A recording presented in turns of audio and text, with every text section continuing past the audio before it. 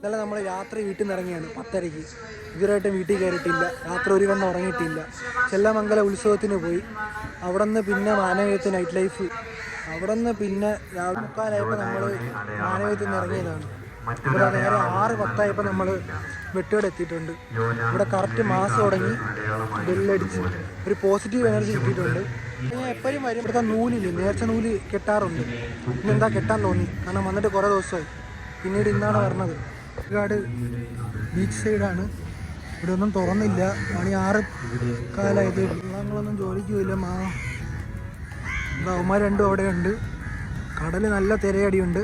കടൽ നല്ല ബാക്ക് ഇറങ്ങിയിട്ടാണ് വന്ന് അടിക്കുന്നത്. ഇപ്പോൾ ഒത്തിരി കുറഞ്ഞെന്ന് തോന്നുന്നു. പക്ഷെ ഞാൻ വന്ന ടൈം നല്ല അടിയുണ്ടായിരുന്നു.